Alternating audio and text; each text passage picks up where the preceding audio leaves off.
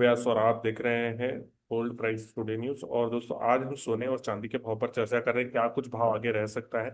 चांदी के भाव में तेजी के बाद फिर गिरावट देखी गई, तो अगले हफ्ते क्या रह सकता है, या इस पूरे महीने में भाव कैसे रह सकते हैं? इस पर बात करने के लिए हमारे साथ ऑगमोंट से उनके रिसर्च के डॉक्टर रेनिसा चैनानी जी है। नमस्ते रेनिसा जी, स्वागत है। नमस्ते Veda ji, thanks for inviting me. So ma'am, चांदी में तो रोलर कोस्टर राइड हो गई, पहले काफी बढ़ के 2 लाख तक पहुंच गई, फिर बाद में गिरावट। यस वेदा जी, जिस तरह से चांदी में एक पैराबोलिक रन आया है, बहुत ही शॉर्ट पीरियड में हमने देखा है कि प्राइसेस 1,80,000 से 2 लाख की लेवल टच किया एक हफ्ते में ही। सो एक रोलर कोस्टर राइड रहा है ये इन्वेस्टर्स के लिए कि 180 से 2 लाख, एंड देन वापस कल जो प्राइसेस में करेक्शन आया 190 तक कल भी टच किया। सो बहुत ही वॉलेटिलिटी बढ़ गई है मार्केट में। स्पेकुलेशन बहुत ज्यादा है। इन 3 दिनों में कुछ ऐसा नया नहीं हुआ है कि जिसकी वजह से इतना बड़ा रनअप आना चाहिए। जो हमने देखा प्राइजेस सिर्फ 2 ही दिन में 10,000 रुपए बढ़ गई, तो ये कोई वैलिड रीजन नहीं था। कोई फंडामेंटल न्यूज नहीं था जिसकी वजह से ये रनअप आना चाहिए। अ, जो मार्केट में खबर फैल रही थी वो यही थी कि सप्लाई स्क्वीज है, इन्वेंट्री ड्रॉडाउन हो रहे हैं। तो ये न्यूज तो हमें पिछले 2 महीने से पता है कि ये प्रॉब्लम्स है मार्केट में। बट अचानक से इतना बड़ा एक शॉर्ट कवरिंग आना ये एक्सपेक्टेड नहीं था। तो ये लग ही रहा था कि ये सस्टेनेबल नहीं है। 2 लाख लेवल जो है प्राइसेस सस्टेनेबल नहीं है। 2 लाख का जो लेवल का टारगेट था वो नेक्स्ट ईयर सब लोग एक्सपेक्ट कर रहे थे कि चांदी टच करेगी। बट इसी साल because of speculation, technical buying, हमने ये प्राइसेस को आते हुए देखा। मुझे लगता है कि ये अभी भी सस्टेनेबल नहीं है। थोड़ा प्राइसेस को करेक्ट होना चाहिए। जैसे आप व्यू पूछ रहे हैं कि नेक्स्ट हफ्ता या next few days of December जो बाकी है वो कैसे रहेंगे, तो मुझे लगता है कि एक कंसोलिडेशन फेज रह सकता है। ऑलरेडी हमने प्राइसेस को 5% लास्ट वीक बढ़ते हुए देखा है। तो मुझे लगता है कि थोड़ा नेक्स्ट वीक कंसोलिडेशन आना चाहिए, प्राइजेस को स्टेबलाइज होना चाहिए, एंड इनफैक्ट और प्रॉफिट बुकिंग भी आ सकती है बिकॉज ईयर एंडिंग है। तो काफी फंड हाउसेस भी प्रॉफिट बुक करेंगे, काफी इन्वेस्टर्स भी प्रॉफिट बुक करेंगे। तो एक मिला जुला वीक रहेगा, बट बहुत तेजी तो मैं एक्सपेक्ट नहीं कर रही हूँ एज ऑफ नाउ चांदी में। मिला जुला एक रुख रहेगा, एंड बायसनेस जो है थोड़ा बेरिशनेस की तरफ रहेगा। सो मैम, अगर हम देखें अगले हफ्ते, काफी कुछ उठापटक संभावना है। बैंक ऑफ इंग्लैंड की, बैंक ऑफ जापान की बैठक है। तो किन चीजों पर हम लोगों को नजर रखनी चाहिए अगले हफ्ते के हिसाब से? Next week, we have non-farm payroll data Tuesday को, एंड देन थर्सडे को bank of England and ECB की रेट कट की मीटिंग है। एंड देन फ्राइडे को हमें बैंक ऑफ जापान का इंटरेस्ट रेट का मीटिंग है। सो अगर नॉन फार्म पेरोल की बात करें, अगर नंबर लेस देन 50,000 आता है तो वो गोल्ड एंड सिल्वर के प्राइजेस के लिए पॉजिटिव रहेगा। एनी नंबर मोर देन 50,000 नए जॉब्स ऐड हुए हैं तो वो बेरिशनेस ला सकता है प्राइजेस में।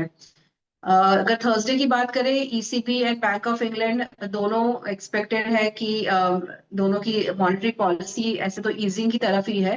बट ये एक्सपेक्टेड है कि बैंक ऑफ इंग्लैंड अपने अपने इंटरेस्ट रेट्स को कट कर सकते हैं by 25 basis point, and ECB अपने रेट्स को अनचेंज रखेंगे।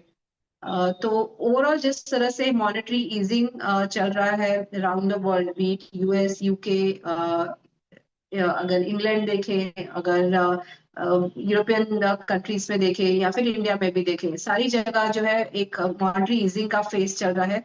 तो ये ओवरऑल पॉजिटिव है गोल्ड एंड सिल्वर के लिए। बट हमने देखा है कि जापान एक अलग ही तरीके से अपनी इकोनॉमी को ऑपरेट करता है, जहाँ पे एक्सपेक्टेड है कि वहाँ पे इंटरेस्ट रेट्स बढ़ सकते हैं। 0.5% से बढ़ के 0.75% हो सकते हैं।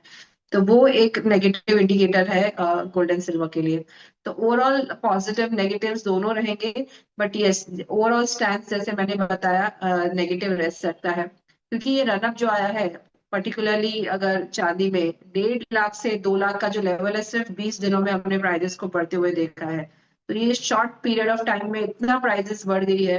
तो अगर ये बुल मार्केट को सस्टेन करना है तो थोड़ा करेक्शन, रिट्रेसमेंट आना जरूरी है। इसलिए मैं एक्सपेक्ट कर रही हूँ कि नेक्स्ट वीक थोड़ा और प्राइजेस करेक्ट हो सकती है। एटलीस्ट टिल 1,80,000 तक तो मुझे लगता है कि हम प्राइजेस को नीचे में करेक्ट होते हुए देख सकते हैं। तो मैम क्या लग रहा है आपको अगले इस दिसंबर में क्या कुछ हो सकता है सोने के भाव में?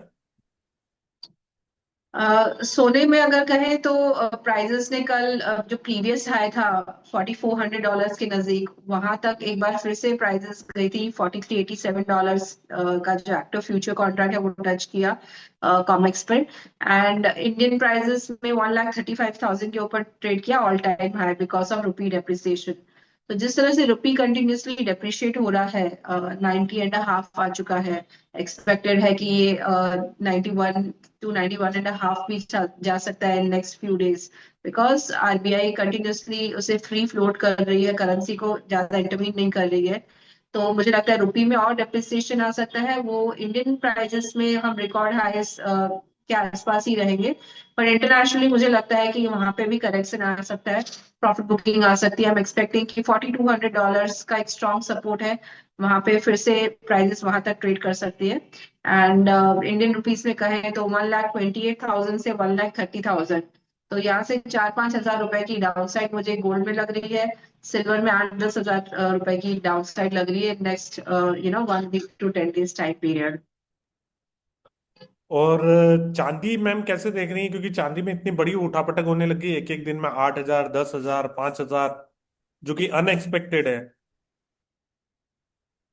बिल्कुल सही कहा। तो इसमें रिस्क मैनेजमेंट हमें बहुत ठीक से करना होगा। चांदी में आप कुछ भी स्टॉप लॉस रखेंगे 5,000 पॉइंट का, 10,000 पॉइंट का, एक सिंगल डे में ट्रिगर हो जाता है। तो व्यू के साथ काम करना होगा। जैसे मैं बोल रही हूँ कि ये प्राइसेस सस्टेनेबल नहीं है, डिमांड नहीं है बिल्कुल मार्केट में। अगर आप खरीदने जाओ चांदी, तो मार्केट डिस्काउंट में आपको फिजिकल मार्केट में मिलेगी। 2 महीने पहले जो 20-25 हजार के प्रीमियम चल रहे थे मार्केट में, कि आप एमसीएक्स पे देखो तो 1.5 लाख का रेट था, एंड अगर फिजिकल मार्केट में लेने जाओ तो आपको 1,70,000, 75,000 का रेट मिल रहा था। तो 20-25 हजार का जो प्रीमियम था वो भी ऑलरेडी डिस्काउंट में आ चुका है। अगर आप मार्केट में लेने जाओ चांदी, तो आपको 5 से 10 हजार रुपए डिस्काउंट में मिल रही है। होलसेलर्स भी डिस्काउंट में बेच रहे हैं।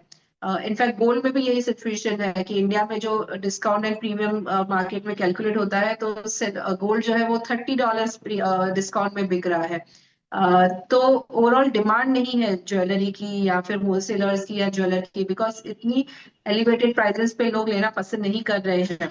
ईटीएफ डिमांड भी थोड़ी बहुत स्लो हुई है इस हफ्ते, बट ओवरऑल नंबर्स अच्छे हैं अभी भी। अगर आप ओवरऑल देखें पूरे साल भर का, तो 700 टन का ईटीएफ में इन्फ्लोस आया है। 700 टन से ज्यादा सेंट्रल बैंक्स की बाइंग हुई है। तो सिर्फ सेंट्रल बैंक एक्टिव है ये करंट प्राइसेस पे लेने के लिए, बट यस, रिटेल डिमांड जो है, इन्वेस्टमेंट डिमांड है, वो काफी हैम्पर हुई है because of high volatility, high prices. तो मुझे लगता है कि थोड़ा प्राइसेस को करेक्ट होना पड़ेगा, स्टेबलाइज होना पड़ेगा, तभी नई डिमांड आएगी, new festive demand, holiday demand रहेगी। अदरवाइज ऐसी लेवल्स पे कोई खरीदना पसंद नहीं कर रहा है। तो मुझे इसलिए लग रहा है थोड़ा करेक्शन आना ड्यू है, जो इस हफ्ते नेक्स्ट वीक आ सकता है। एंड इनफैक्ट थोड़ा लैकलस्टर मोमेंटम रहेगा, वॉल्यूम्स कम रहेंगे because of holiday season in December. तो मैम नीचे में जैसे आप बोल रही हैं करेक्शन, तो कौन से लेवल से करेक्शन आ सकते हैं या किन लेवल्स का हमें ध्यान रखना है? ऊपर नीचे में सपोर्ट कहाँ पर मिल रहा है, और रेसिस्टेंस सोने और चांदी दोनों को, वो थोड़ा सा आप बता दीजिए। जैसे गोल्ड है, उसमें करंट प्राइसेस जो क्लोजिंग आई है 1,33,600 के आसपास। अपसाइड में जो रेजिस्टेंस है 1,35,500 के आसपास रहेगा। एंड जो डाउन साइड सपोर्ट है 1,30,000 एंड 1,28,000, ये बहुत ही स्ट्रॉन्ग सपोर्ट है। यहाँ तक प्राइसेस में करेक्शन आ सकता है। एंड सिल्वर में अगर कहे तो मुझे लगता है जो कल की क्लोजिंग है 1,92,850 के आसपास, वहां से प्राइसेस नीचे में करेक्ट होके 1,85,000 का एक सपोर्ट है। Next support is around 1,80,000। ये जो रनअप आया है उसका एटलीस्ट 50% तो मुझे लग रहा है प्राइसेस रिट्रेस जरूर होगी। तो 1,80,000 तक मुझे जरूर लग रहा है कि प्राइसेस नीचे में जा सकती है। एंड अपसाइड में ये 2 लाख जो प्रीवियस हाई है, वो एक बहुत बड़ा रेजिस्टेंस है।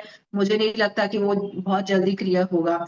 तो जो मैंने सपोर्ट लेवल्स बताए, गोल्ड में अराउंड 1,28,000, सिल्वर में अराउंड 1,80,000, ये एक ऐसे लेवल से आपको शायद देखने को मिल सकते हैं नेक्स्ट फ्यू डेज में। और अगर आप प्लान कर रहे हैं कि लॉन्ग टर्म इन्वेस्टमेंट करना है आपको नए साल के लिए, तो अभी से ही इस साल आप स्टार्ट कर सकते हैं। और ये लेवल्स आपको मिलते हैं गोल्ड में अगर 1 लाख 27-28,000, एंड सिल्वर में अराउंड 1,80,000 से 1,75,000 के बीच में। तो ये बहुत ही अच्छी इन्वेस्टमेंट अपॉर्चुनिटीज के लेवल है, जो नेक्स्ट ईयर आपको बहुत अच्छे गेन्स देंगे। नेक्स्ट ईयर लॉन्ग टर्म में अभी भी एक्सपेक्टेड है, अगर आप एक साल का अपना व्यू रखते हैं तो दोनों में मुझे लगता है कि 20% गेन्स एटलीस्ट आ सकते हैं गोल्ड एंड सिल्वर में। गोल्ड में अभी भी मेरा टारगेट लॉन्ग टर्म का $5,000 है। चांदी में मुझे अभी भी लग रहा है कि $75 आ सकता है नेक्स्ट ईयर। तो ये लॉन्ग टर्म में अगर किसी को खरीदना है तो थोड़ा सा वेट कीजिए, अभी आपको डिप्स एक मिलने वाले हैं, उसमें आप एक्यूमुलेट करना स्टार्ट कर सकते हैं। और बहुत सारे लोग ट्रैप भी हो जाते हैं, तो उन लोगों के लिए क्या सलाह है, मतलब जो सेल में ट्रैप हो गए? क्योंकि 10,000 में तो आदमी आराम से सोचता है ना कि 2,000 ऊपर जाएगा या 2,000 नीचे जाएगा, पर एक साथ 8,000 ऊपर चला जाता है, फिर 10,000 नीचे आ जाता है। तो लाजमी है कि जो आपकी थॉट है उससे बियॉन्ड चीजें चल रही है, तो उसमें फंसना ज्यादा मतलब आसान होता है। बिल्कुल ठीक कहा आपने वीरेंद्र जी की जो सिल्वर में वॉलेटिलिटी है वो आज तक नहीं देखी गई है पिछले 25-30 सालों में। मैं इनफैक्ट 20 सालों से मार्केट को ट्रैक कर रही हूँ कि एक दिन में 10,000 पॉइंट का मूव, प्राइसेस बढ़ना, नेक्स्ट डे 10,000 पॉइंट गिरना, इतनी बड़ी वॉलेटिलिटी मैंने भी कभी नहीं देखी है। एंड जो न्यू इन्वेस्टर्स है उनके लिए तो ये मार्केट बिल्कुल है ही नहीं कि जहाँ पे आप बिना स्टॉप लॉस के ट्रेड कर पाए। तो आई वुड रिकमेंड कि अपनी रिस्क मैनेजमेंट को बहुत ही ध्यान रखें, स्ट्रिक्ट स्टॉप लॉसेस के साथ जरूर ट्रेड करें। जो भी आप आपके फाइनेंशियल एडवाइजर आपको लेवल्स देते हैं वो लेवल्स पे जरूर ही स्टॉप लॉसेस रखें, बिकॉज एक दिन में you can wipe out entire amount of your portfolio. एक दिन में ही लोग साफ हो जा रहे हैं जैसे आपने बताया। तो बहुत ही स्ट्रिक्ट स्टॉप लॉसेस के साथ ट्रेड करें, थोड़े बहुत गेन्स मिलते हैं तो आप निकल जाइए।